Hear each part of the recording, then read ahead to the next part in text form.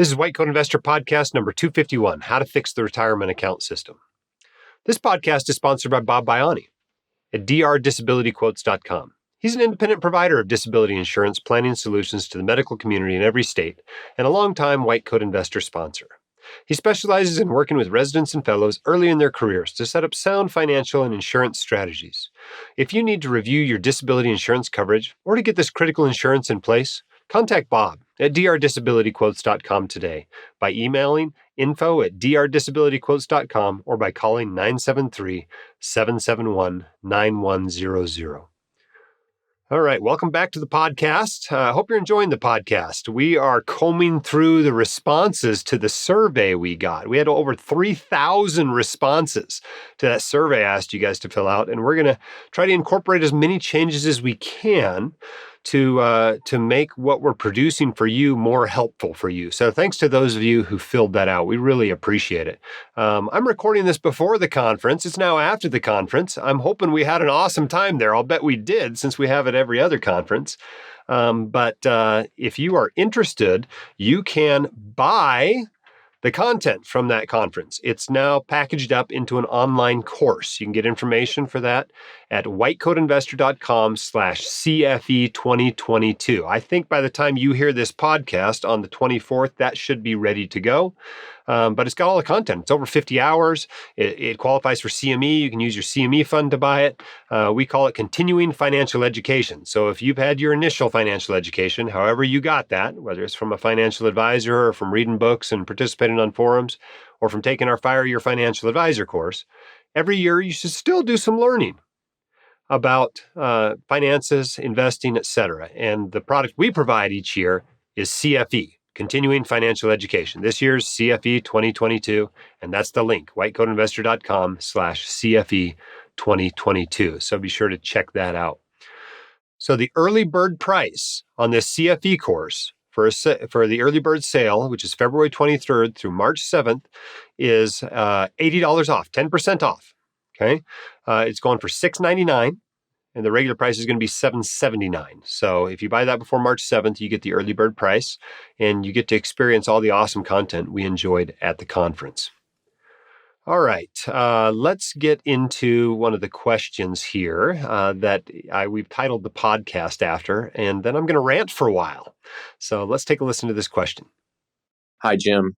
It seems like you have to spend a lot of time explaining how IRAs, 401ks, 457Bs, 403Bs, and all the different types of retirement accounts work, how much you can spend to save in each of these accounts, all the rules and exceptions and all that.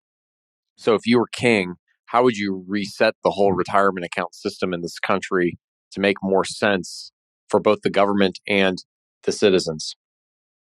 All right, this is a great question and an opportunity for me to talk about changing the world. You know, every now and then I have somebody encourage me to write for political office. I don't know if they agree with my political views or think I'm reasonable or what it is, but I actually get encouraged fairly often to run for political office.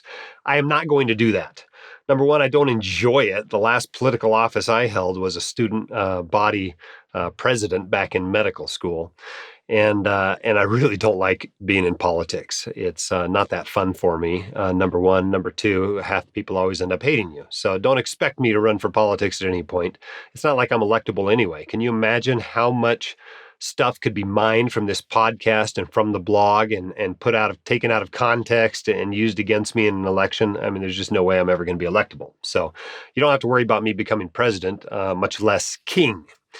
But we can still talk about what I'd like to see in the world. It's really hard, however, to talk about retirement, fixing the retirement system, without talking about both politics and about taxes.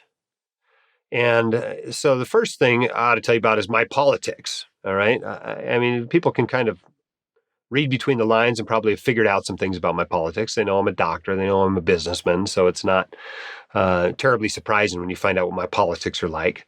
But let's start with that. So I consider myself a moderate. I really don't feel comfortable in either political party right now. I don't like feeling like I have to choose between the party that doesn't believe in science and the party that doesn't believe in economics. I probably fall mostly right of center on financial and tax issues, which tends to be my most important issue at the national level. I probably fall a little bit to the left when it comes to social issues, environmental issues, etc. And in local elections, that tends to be my most important issue, tends to be environmental issues. So just so you know a little bit about my politics. I really don't like the extremes of either end of the political spectrum. I think they're both pretty nutty out there. At any rate, hope that's not offensive to you if you're on one of the extremes of the political spectrum, but that's just where I sit. So that'll give you some context into what I'm about to say. As far as the tax system goes, I'm for simplification. I'd love to see 99% of the deductions go away and just have all of the tax rates lowered to make up for it. So instead of the top bracket being 37%, maybe the top bracket is 30%, but you get no deductions. It works out to be the same revenue in the end, but it's way simpler. And the other thing I'd like to see happen with the tax code is I'd like to see the welfare programs come out of the tax code and have them be separate. I think everybody ought to pay taxes. Even if you're only paying $100 a year, I think everybody ought to pay taxes. And whatever welfare system we decide to put in place, Medicaid and all those programs, I think it ought to be separate from the tax system and run separately. Maybe that won't be as efficient, but I think combining the two was not an awesome idea. Speaking of retirement systems, you know what else was not an awesome idea? Was mixing retirement with employment. Why should your employer have control over your retirement? It's the same problem we have with healthcare and health insurance being tied to employment. That was a stupid idea. You know where that comes from, right? In the 1940s, during World War II, inflation was going gangbusters, and they actually put wage controls in. Employers were not allowed to pay more. They weren't allowed to pay more because they were trying to fight inflation by putting these controls on wages. So what did they do? They started offering benefits, one of which was health insurance. And so as years have gone by, more and more benefits have been added on. It's a little bit like in the 1970s, right? Banks wanted to pay more interest, but they weren't allowed to by regulation. So what did they do? They gave you a free toaster, right? And so it's the same thing. When the government kind of intervenes in the economic system, sometimes you get some weird side effects. One of those side effects is our screwed up healthcare system with all the weird insurance stuff that we deal with. And a lot of that comes from the fact that it was tied into employment. You've got an employer choosing your health insurance plan, and you've got somebody else, paying for your health care. It just gets really messy when you do that. And retirement is the same way. We have added a piece here, added a piece there, and now we've got 401ks and 403bs and 457bs and 401as and backdoor Roth IRAs and SEP IRAs and 529s and HSAs and ABLE accounts and all these different things to keep track of. So if I were going to be king and I were going to totally revamp our retirement system, I would, number one, put some sort of pension plan in place. Now, we've kind of got that with Social Security, but I would actually probably beef that up. I would beef it up. Social Security is like the most popular program the government has. Everybody loves Social Security. Okay, not everybody, but seriously, 90 or 95% of people think Social Security is a good program. It's very rare to find more than 5 or 10 senators at any given time that are against Social Security. Now, everybody wants to change it and tweak it and little things, but the general idea behind it is good. And the reason why you need some sort of pension program out there is there are a whole bunch of people that are either not smart enough to figure it out, not disciplined enough to figure it out, or have had bad luck happen to them or whatever, that they're not going to save for their own retirement. And that's probably the majority, are not going to figure this out. And so you need something to provide for those people.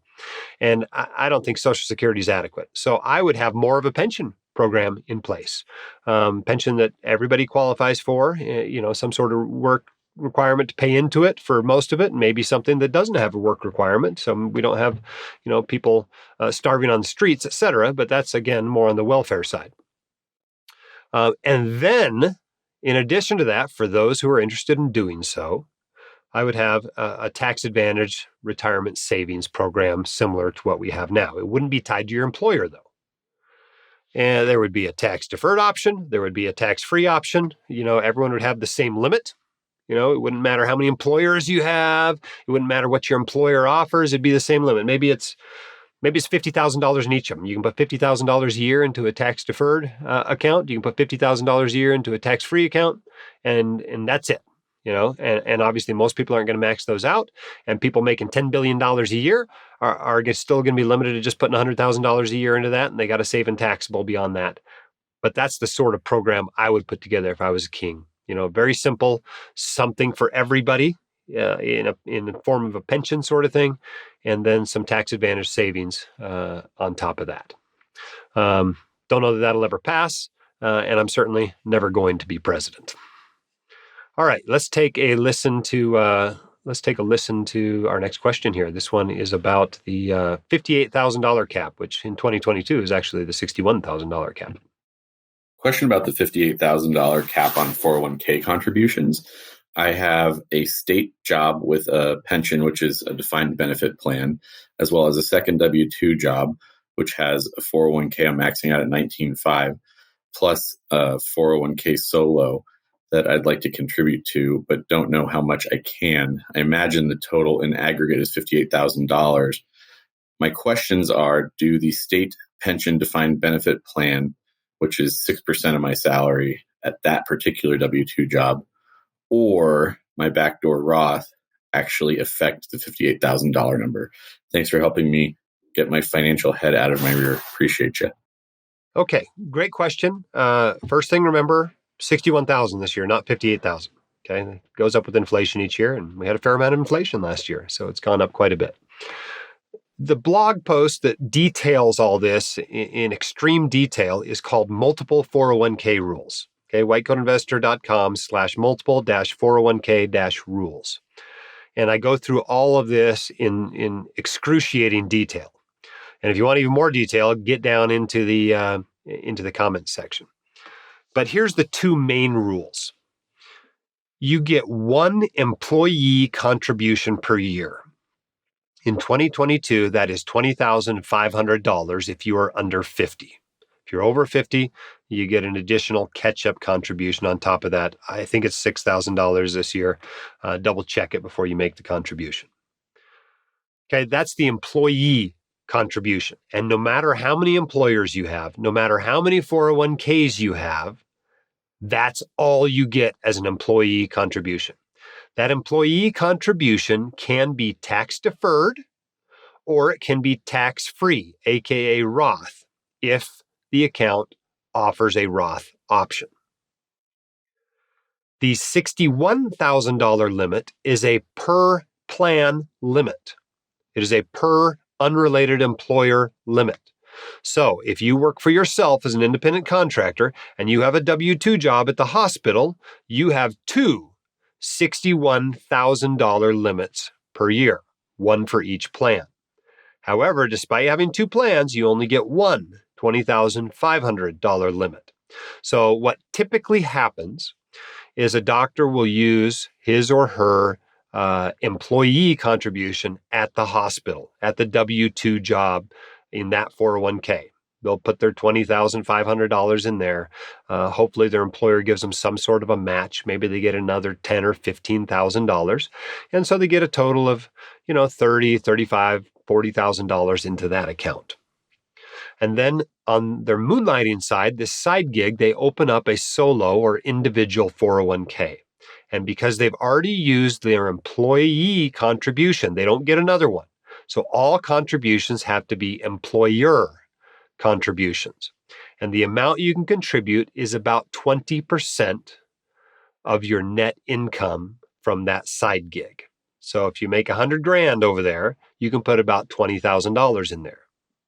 If you make $300,000, you can put $60,000 in there as an employer contribution. Now you read the rules on how much that is, and it can get confusing sometimes. But if you're a sole proprietorship, just think of it as 20% of your income. Now, if you look at it, if you read the rules, sometimes it'll talk about it being 25%. But when they're talking about 25%, they're not including the contribution. So it's 25% if you don't include the contribution. It's 20% if you do include the contribution, but it's the same number. If you are an S Corp, the amount that you can put in there is 25% of your employee, of your salary that your S Corp pays you. So even if you make $300,000, if it's only paying you $100,000, then you can only put $25,000 in there as an employer contribution. So you've got to bump up how much it's paying you in order to max that account out if you're in an S Corp. And of course, that means you're paying more Social Security and Medicare taxes on that. So be aware of that. Hope that's helpful. As far as the IRAs go, that limit's totally separate. $6,000 if you're under 50 this year, $7,000 if you're 50 plus. That's a totally separate limit from the 401k limit. Likewise, if you have a 457B at your job, totally separate limit. All right. Hope that's helpful and explains those rules. All right. Let's take another question. This one, again, is on a 401k, about a small business 401k. Hello, Dr. Dolly. This is Mark in New Jersey. I have a small business 401k type of question for you. I am an internal medicine doc with a solo practice in New Jersey with one employee. After wasting a lot of time and money having a small business 401k with ADP years ago, as it was not right for my business, I switched to a SEP IRA for the past few years.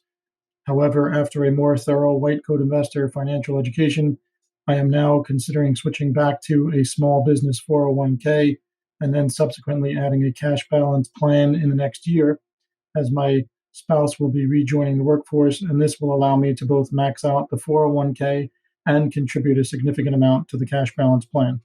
Of course, the numbers for the CBP must make sense, but my question ultimately is how to decide if going with Vanguard's small business 401k with a census TPA is right for me. I would very like to keep my finances simple, as most of my other retirement and 529s are with Vanguard, aside for my wife's solo 401k and our HSA at Fidelity. Are there other companies that may be ideal for my scenario? And is it as simple as contacting a census to find out if they would be able to add on the CBP? Am I thinking about this correctly? Thank you very much for your time and all that you do. All right. Great question. So we put a 401k plan in place here at the White Coat Investor. Initially, at the White Coat Investor, it was just me. Then it was Katie and I. Remember, I gave her half the business, and we basically both got to use that solo 401k. We started hiring help. Initially, a lot of our help were independent contractors, and so they didn't qualify to use our solo 401k. They went out and opened their own solo 401k. But eventually, it became clear that we needed to convert those independent contractors to employees. And once you have employees at your practice, setting up a retirement plan is no longer a do-it-yourself project. Okay, I'm very much a do-it-yourselfer, right? I still mow my own lawn when I can't get the kids to do it. I paid my own taxes, prepared my own tax returns, even a corporate tax return for many years, right? I do my own investments. I'm very much a do-it-yourselfer. This is not a do-it-yourself project. Trust me. You need to get some professional help to do this if you have employees. In your case, you have one employee, you need professional help. The downside, it's going to cost you more than if you didn't have any employees and could just do a solo 401k. But it's just complex enough that you have to do that. The main thing you will learn as you work with an expert at setting up retirement accounts for a small practice is that the main point of all the rules about retirement plans is that you can't let all the benefits go to the owners and the highly compensated employees. The other employees have to get something. Now, it's not as good as what you can give the highly compensated employees and as good as what you can give the owners, but you have to give them something. And if you do not, there is a penalty. You don't pay the penalty to the IRS, though. You pay the penalty to the employees that are being discriminated against by your plan. And so a lot of people, dentists, doctors with a small practice and 4 or 5 employees, they run the numbers here and realize that if they want to max out their 401k, they're going to have to pay several thousand extra dollars to each employee. And if you got 5 employees and you're paying $3,000 or $4,000 a piece to them in these penalties, that's like $20,000. And they go, it's no longer worth it to me to have a 401k because I have to pay this money to them in order to be able to max it out myself. I look at that and I say, well, what's the big deal? I don't mind that penalty at all. right? I pay bonuses to my employees. I pay them salaries. I teach them about retirement accounts if they don't learn it just from working in the business on their own. I don't view giving them extra money for retirement as some terrible penalty. So I'm okay with that. If I have to pay them that, that's fine with me. And so that doesn't bother me. But if that bothers you, if your employees don't recognize the value of a match, if they don't recognize the value of you putting money into their retirement account, if they don't recognize the value of having a retirement account available at all, you may decide not to put one in place. But when it comes to a small practice, the right answer for you might be a 401k. It might be a simple IRA. Now, it's not a traditional IRA. That's a simple IRA. It's a different thing. It might be a SEP IRA. Yes, you can have a SEP IRA with employees. It might be nothing at all, and you just save in your backdoor Roth IRA in your taxable account. But in order to figure out what the right thing is, you really need to kind of have a study done of your practice and the employees and how many employees you expect to add in the future and how many hours they're working and how old they are and how much they want to save. And when you do that, it's a lot easier to figure out exactly what the right plan to put in place is. So unfortunately, this is not something that lends itself well to a big, huge organization that puts out a cookie cutter plan, because your practice is totally different from somebody else's practice. Maybe your employees are in their 50s and they're really interested in saving for retirement and they really value a 401k. And somebody else's practice has a bunch of 22-year-olds that really would rather have the cash now. And so those two practices may have a totally different retirement plan put in place. So I recommend you actually go to a smaller firm. And yes, no surprise, we keep a list of these firms on the website. If you go to the recommended tab and go down to retirement accounts and HSAs, you will find them right at the top of that page. It's whitecoatinvestor.com/retirement accounts. And you'll see that we've got 5 on the list right now. And guess who we called when we put the White and Coat Investor plan in place? We called these companies. These are the people we used. And we compared them one to another, and we went with one of them and put our plan in place. And we consider the best 401k in the country.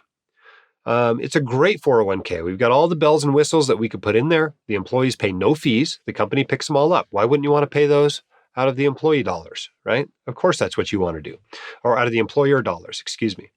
But that's who we recommend you go to. But you've got an employee, you need some help, go to that list, call up 1 or 2 or 3 of those companies, get quotes from them, have your practice studied. It should be pretty easy with only one employee, and figure out exactly what you want to do. If you want to add a defined benefit plan on top of that, you can also do that. We actually ended up deciding not to put a defined benefit plan on top of ours at the White Coat Investor. Not that I have anything against them. I have one in my physician practice. I like it. It's fine. But for us in our situation, it turned out most of the employees weren't going to use the defined benefit plan. And for us, it reduced our 199A deduction that will be in place from now through 2025. And so it didn't make sense for us to use it either, because we were really only getting a 29% deduction instead of a 37% deduction on it. And so you may make a totally different decision on that, though, and decide to put a defined benefit plan in place in your practice. But that's what you need to know about putting a retirement plan in place at your practice. Hope that's helpful. All right, we got another question here. This one comes from Brian. I think it's about Social Security. Let's take a listen. Hi, Jim. This is Brian from the Northeast. I wanted to ask you a question about Social Security that I never hear much about. It seems like common wisdom is that if I have a normal life expectancy and I don't need the money to live on, then I should delay taking Social Security until age 70 in order to maximize my lifetime benefit. But it seems to me that if I start taking my Social Security benefit at age 62 and invest it, I'd easily come out ahead compared to waiting to take Social Security at age 70. By my calculations, if I assume a 5% real return, then the break-even point between taking Social Security at age 62 versus taking it at age 70 is about 90 years old. And if I assume a 7% real return, then the break-even age is well over 100 years old.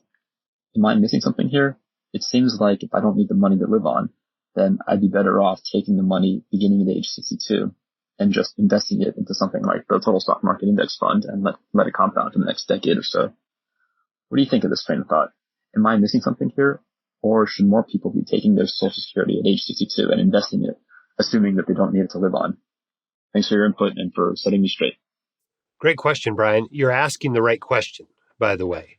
The common wisdom is to delay till age 70, assuming you're healthy, particularly for the higher earner in a couple.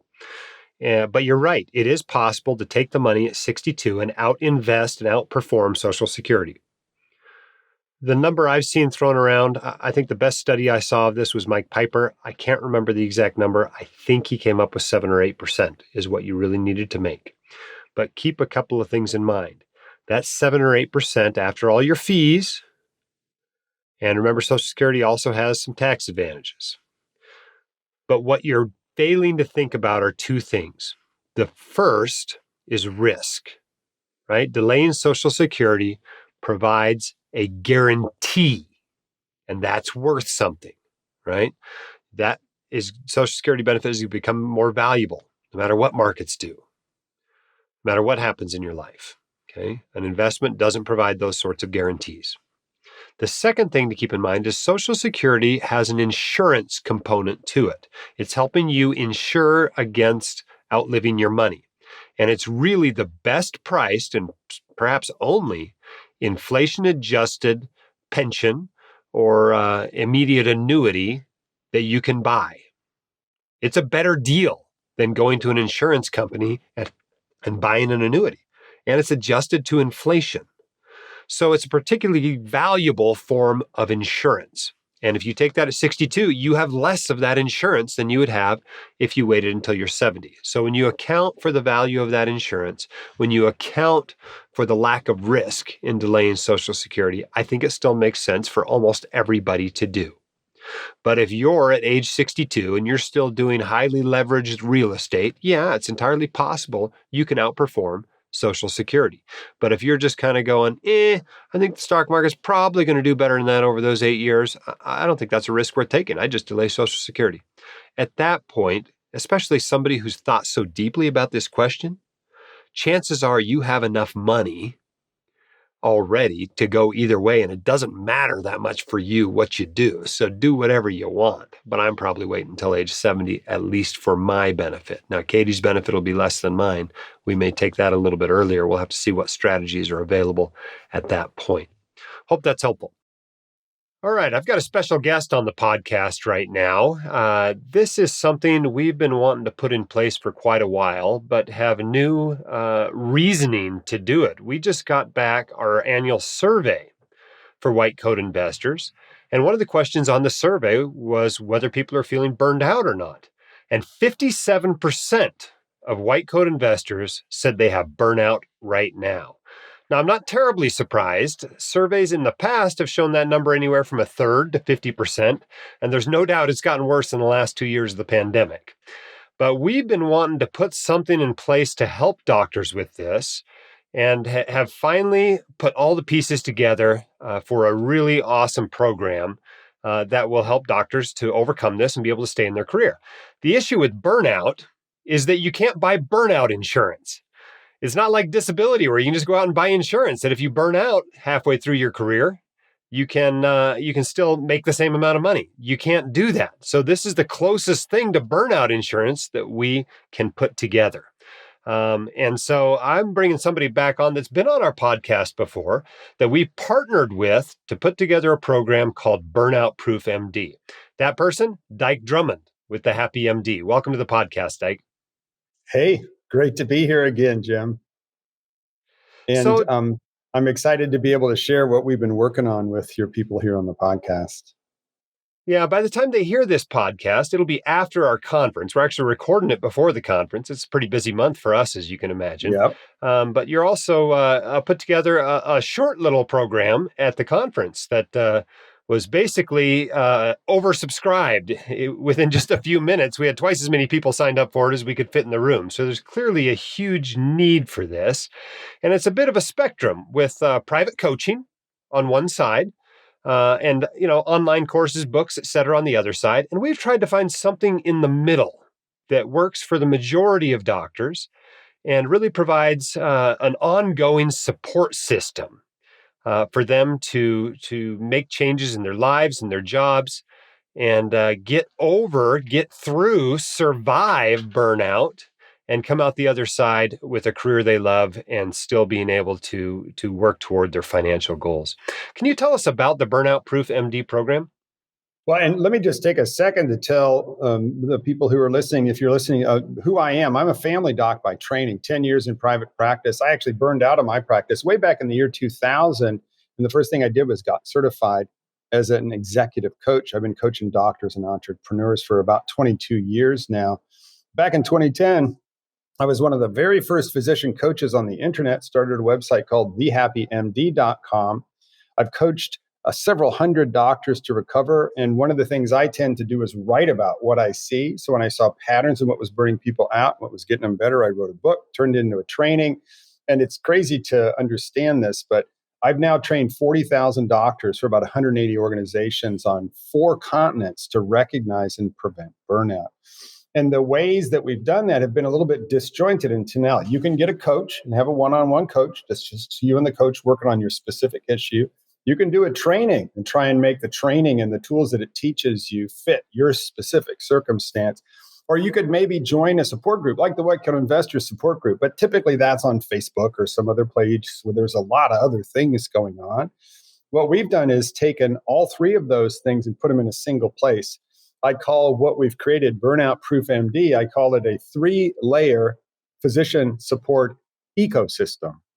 Because what we've done is taken our 5 top online video on demand training programs that teach the tools that we've tested in the real world of hundreds of doctors' lives. We know that they work, things that'll help you get home sooner, build life balance and a more ideal practice, even have trainings on how to manage your boss, and have the best physician job search training that I know of. It basically turns the process on its head, because here's a little thing to understand. When you're getting a job, it's not about whether they want you.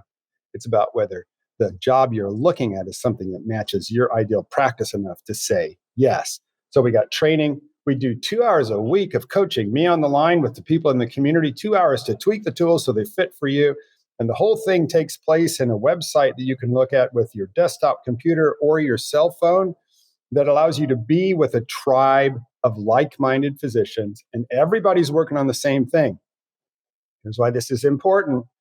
In the post-COVID window here, so COVID is going to be gone here in a couple of months. I think Omicron is going to give us herd immunity. There's going to be a place where everybody's taking a big breath, and nobody really knows what comes next in terms of what your practice is going to look like after COVID.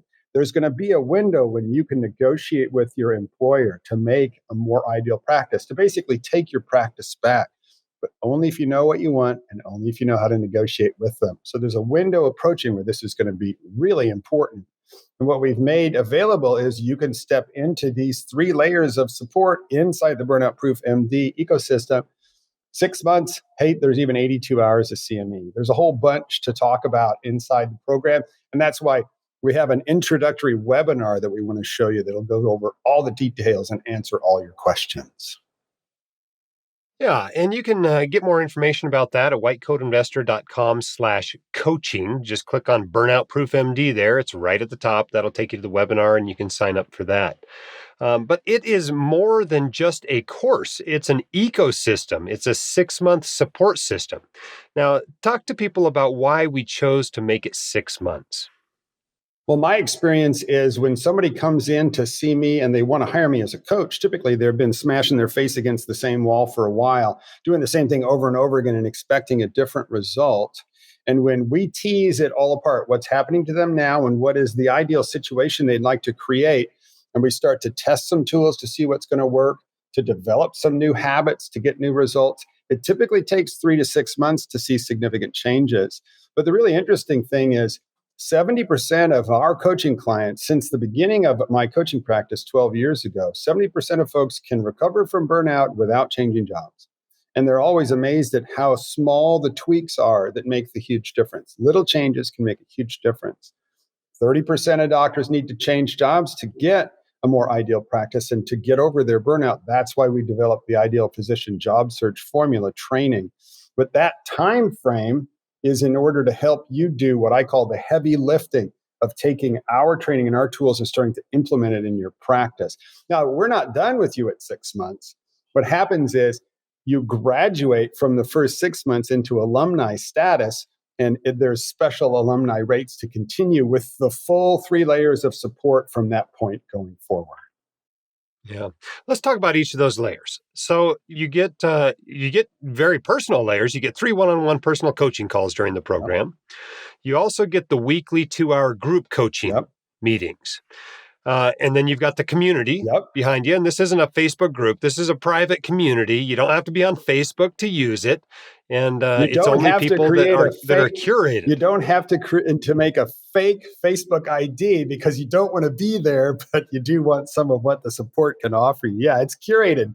We're going to choose who's in there. We're going to choose what you see. There's no ads. There's no weirdness like Facebook. Plus you get the 29 plus hours of burnout proof training materials. And the best part about it, well, maybe not the best part, but another great, awesome thing about it is there's 82 hours of CME. So if you've got a CME fund, you can use that to purchase this. If you are self-employed, this is now a business expense. This is a tax deduction because you know what? This is an investment in your career, just like medical school was.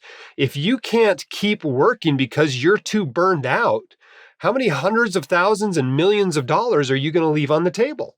Any sort of, 6-hour intensive coaching experience or 6-month intensive coaching experience like this isn't going to be cheap, but neither was medical school. Neither is a lot of the other things that you invest in for your career.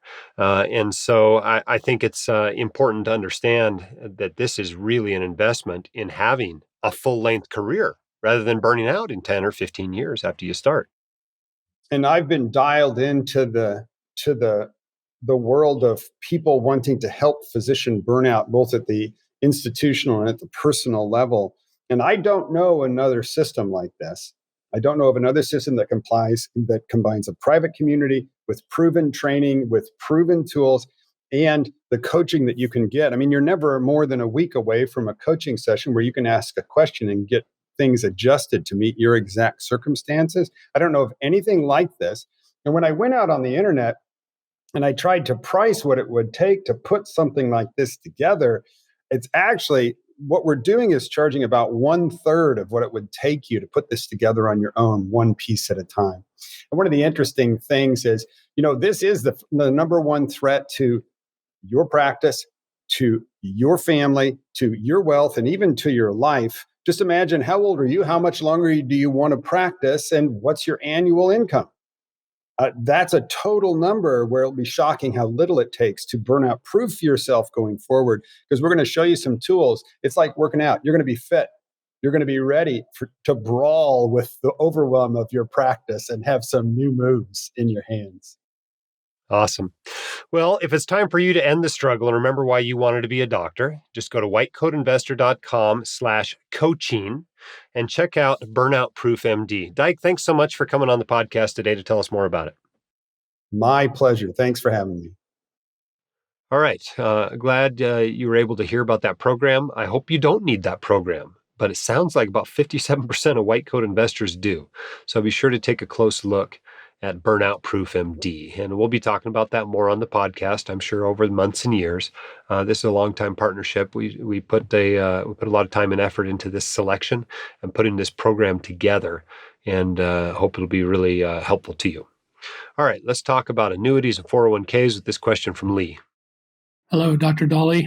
I have a question about a annuity. We had money moved from a 401k at my place of business into an annuity about 5 or 6 years ago. I am realizing that this was probably not a good decision and wondering if there's a way to reverse that and move that money back into the 401k or into some other account. Thanks for your help. The answer is I don't know. You haven't given me enough details. I don't know if you took the money out of a 401k and put it in an IRA and bought an annuity inside the IRA, or if you took all the money out of the 401k and put it into an annuity. Which one of those two you did is going to affect the decision and what's available to you. The other thing that will affect it is what is the contract you have with the insurance company and what it allows you to do. Now, most annuities can be surrendered. There's often a pretty hefty surrender fee. So you have to look at that, read the contract, see what your options are. I suspect if somebody didn't do you a real disservice, I suspect that this is an annuity inside an IRA at this point, which you can probably surrender the annuity and roll the IRA back into the 401k if you would like to do that. But you got to get more details about this thing to figure out what your options are. And maybe the easiest way to do that is to sit down with a good hourly fee-only advisor just to get an hour or two of advice about your situation and get this sorted out. And if you want to hire them to help actually do the forms and get that money moved back around to where it's best, you can do that as well. Our recommended list is found under the recommended tab at whitecoatinvestor.com. Just go down to financial advisors there. The direct link is whitecoatinvestor.com/financial-advisors, and you can find someone that can help you to get that sorted out and really help you run the numbers and decide what's best for you. All right, let's do our quote of the day. This one's from Robert Duvall, who said, "Never use money to measure your wealth." Yeah, money matters, but it doesn't matter most. All right, our next question from Randall is also about retirement accounts. It's about tax-deferred versus Roth contributions. Let's take a listen. Hi, Dr. Dolly. Quick question on tax-deferred versus Roth. I know that typically your exception to the rule that, in your peak earning years, you want to do tax-deferred preferentially is if you're a super saver. I had planned on being a super saver because I will hopefully enjoy a very high income. However, I've recently been considering later in my career doing a lot more pro bono work and having a much lower income. So I would think in that circumstance that even though I might be a super saver, since my income would be so much lower for this portion of my career, it would still make sense to do more tax deferred than Roth in those peak earning years. Is that accurate? Thank you for all you do. Appreciate it. Okay, I get this question a lot ever since I started talking about super savers being an exception. There's other exceptions too, by the way. For example, if you're trying to maximize your public service loan forgiveness, even during residency, you might be doing tax-deferred contributions instead of tax-free contributions. So there's other exceptions out there. But the main one for white coat investors to be thinking about is if you're a super saver. Now, what is the definition of a super saver? A super saver is somebody that's still in the same tax bracket in retirement as they were during their peak earnings years. What does that take to be there? Well, it takes a bunch of rental property, or it takes a spouse that's 15 years younger than you that still has a high earning career, or it's a massive taxable account kicking out all kinds of dividends and capital gains, or it's a big huge IRA that you'll have RMDs from. We're talking $5 million plus tax deferred accounts.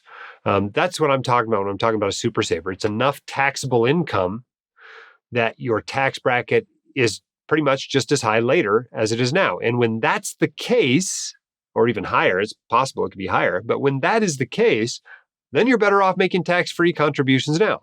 The main thing you're comparing is your tax rate now to your tax rate later. And even if the brackets move a little bit, the top bracket becomes 40% instead of 37%, that doesn't matter so much as your personal tax situation of whether you're in that top bracket. But if you expect to be in the top bracket the rest of your life, then you probably ought to be giving some consideration to tax-free contributions during your peak earnings years. Now, in your situation, you're describing like an early retiree or somebody that's going part-time for a significant chunk of their career. That's not maybe somebody that's probably what I would call a super saver, even though you're saving a lot of money now, even though you're doing great, even though you're going to have enough money to retire early. That's not what I'm talking about with a super saver. Super saver has a lot of money and a lot of income in retirement. And if that's not you, then do the general rule, which is tax deferred during your peak earnings years. But here's the truth of the matter, right? These are both good things. It's not like it's bad to put money in a Roth IRA. It's not like it's bad to put money into a tax-deferred account and get that upfront tax break. They're both great things. But there are situations where one is a little bit better than the other. But don't beat yourself up about it. If you're just not sure which one to do, split the difference. That'll minimize your regret. Yes, one of them will be wrong, but like I said, they're both good things. So it's not really wrong. It's just less right. Good luck with your decision. All right, our next question has to do with C shares and A shares. Looking forward to this one. Hi, Jim. Thanks so much for doing what you do. I think I've probably been misled by a well-known financial and insurance company, often derided by your fellow readers and listeners. My wife and I are both physicians. She's a part-time hospitalist, and I'm an early career attending surgeon. We've both been maxing out our backdoor Roth IRAs and 403Bs for several years, and I'm in the process of switching our Roth IRAs from different so-called advisors. I come to find out my wife's account is composed of C-share mutual funds, while mine is A-shares. An advisor wants me to convert all of my wife's C-shares to A-shares. I read your blog posts on no-load mutual funds, and I'm planning to run away from this advice and transfer these accounts to a different company. My wife's account has about $35K and mine has about $58K in our backdoor Roth IRAs. Is there any benefit in converting these to no-load mutual funds, or are no-load mutual funds just something we should look to invest in the future? Thanks so much for your help, and hope you had a Merry Christmas. It's a great question, Dr. B. It brings back a lot of bad memories. This is kind of what got me started. This was the camel that broke, the camel that broke the straw's back, the straw that broke the camel's back. I realized I had C-share mutual funds. I realized that my advisor that I was paying a fee to was fee-based, not fee only. Not only had I paid them a fee to give me advice, but I was paying them commissions to put me into mutual funds. And I had Class C or C shares mutual funds. Now, for those who aren't familiar with these are terms from the commissioned sales industry, generally of mutual funds. A shares are front-loaded funds, meaning you pay the load up front. Typical load might be 5.75%. So if you give them $1,000 to invest, they take $5,750 and put it in their pocket and put the rest into the mutual fund. There are B shares. These are backloaded shares, meaning when you take the money out, you pay the commission. Can generally be more money than A shares because the money's grown over time. Might be the same percentage, but it's the same percentage of more money. The other thing that they do sometimes is what are called C shares. And this is where an additional load is added on top of the expense ratio of the fund to pay the sales agent for selling it to you. So instead of an expense ratio of perhaps 0.4%, you're paying an expense ratio of 0.8%. And that 0.4% is going to the person that sold that to you for as long as you own that investment. These are all loads or commissions that are charged on mutual funds. But what the people who sell these mutual funds don't tell you is that it is possible not to pay an A share, B share, or a C share commission. It's possible to pay no commission at all, and that's called a no-load mutual fund. All of the Vanguard mutual funds are no-load mutual funds. All the ones you should use at Fidelity or Schwab or anywhere else are no-load mutual funds. You don't have to pay the load at all. You don't have to pay it up front. You don't have to pay it in the back. You don't have to pay it as you go along. It's no load. The less you pay in expenses, the more money stays in your pocket and that you can use for retirement, that you can use for whatever you want to use the money for. So should you get out of loaded mutual funds? Probably. Certainly, if it's a C share fund, you should get out of it, right? Because you're paying ongoing expenses on that every year. And the sooner you get out of it and get into a mutual fund with an expense ratio of 0.03% instead of 0.8%, the more of your money is going to be working for you and the less drag there's going to be on your returns from those fees. Now, with an A share, it's technically water under the bridge. You've already paid that commission. The downside, most of the time when you buy a mutual fund with an A share, it's not a very good mutual fund because the best mutual funds tend to be no-load mutual funds. And so what do these funds have to do to get people to sell them? Well, they have to pay bigger commissions to the sales agents. And so you end up with not as good of a fund. But if you really like the fund and the A share, the A commission, the front load is already paid, then you can stay in it. That's okay. But in your situation, she's got 30 grand, you got 50 grand. You're in the beginning like I was when I figured this all out. Just change over to do the right thing. There's no tax consequences to selling mutual funds and buying what you actually want in your IRA, right? This isn't a taxable account. It's just IRAs, 401ks, et cetera. And so it's easy to make that conversion over. So what I would do is I would get your written investing plan in place. If you don't have that and you don't feel competent to write it yourself right now, I would consider taking our online course. We have Fire Your Financial Advisor, which is the option without CME.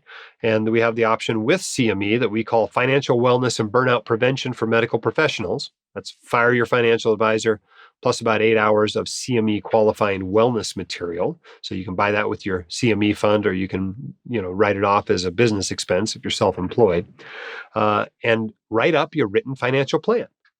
If that's too overwhelming, go hire a financial planner. You can find our list of recommended planners under the recommended tab at White Coat Investor. Just scroll down to financial advisors there and get someone to help you put a written financial plan together.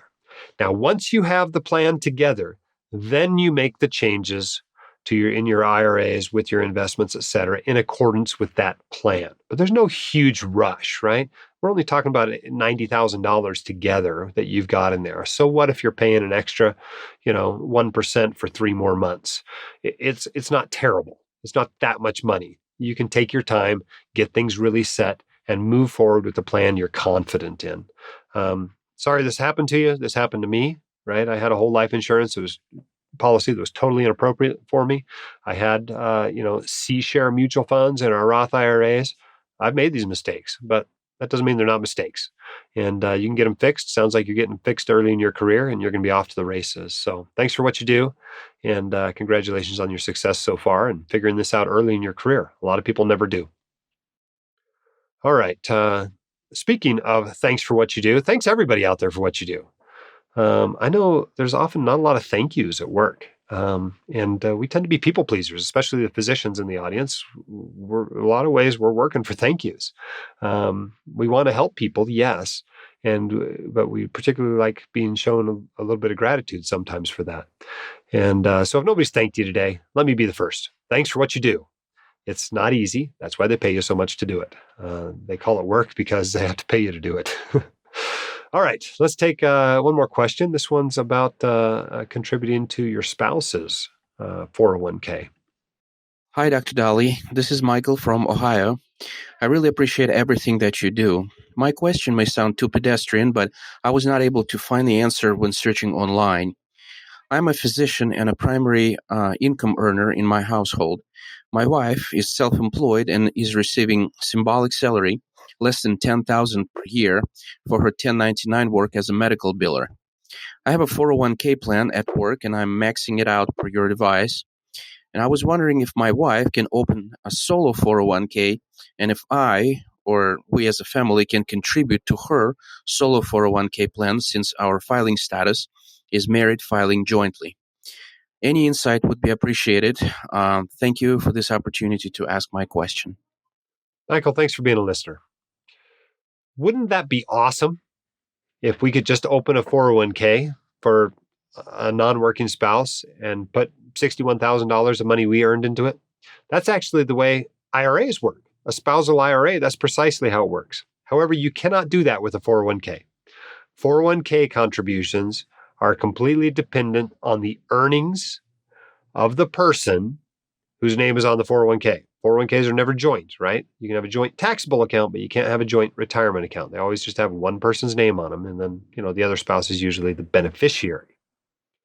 So no, you can't put your earnings into her 401k. So if she's only making $10,000, $10,000 is all she's going to be able to put in there. As an employee contribution, she can put pretty much the whole thing in there.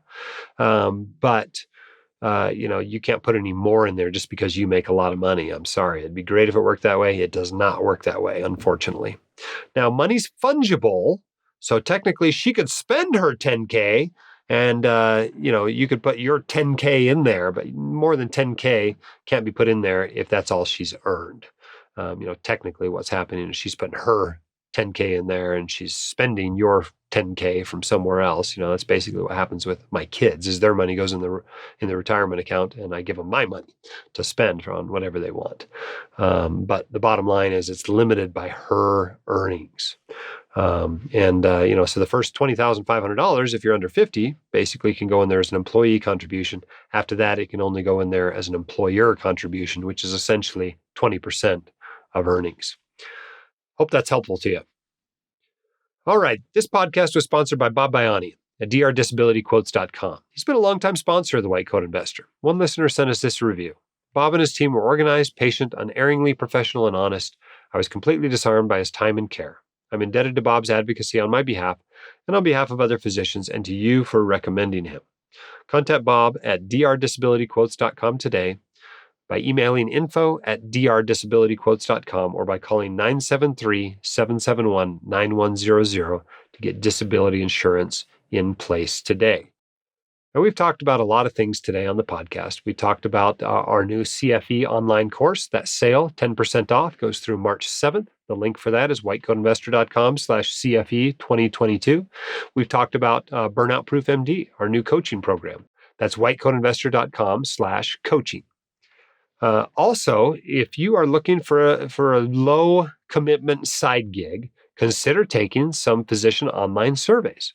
We've rounded up a few partners to help with that. whitecoatinvestor.com/MD surveys will give you all the information you need to sort that out if you're interested in earning a few hundred or a few $1,000s a month as a side gig that takes very little commitment. Check that out as well. Thanks for those who are leaving us 5-star reviews, telling their friends, colleagues, trainees about the podcast, etc. Most recent review says, awesome podcast. Dr. James, host of the podcast, highlights all investing and more in this can't miss podcast. The host and expert guests offer insightful advice and information that's helpful to anyone that listens. That one actually came in from the Philippines, but thanks for that 5-star review. Keep your head up, shoulders back. You've got this and we can help. We'll see you next time on the White Coat Investor Podcast.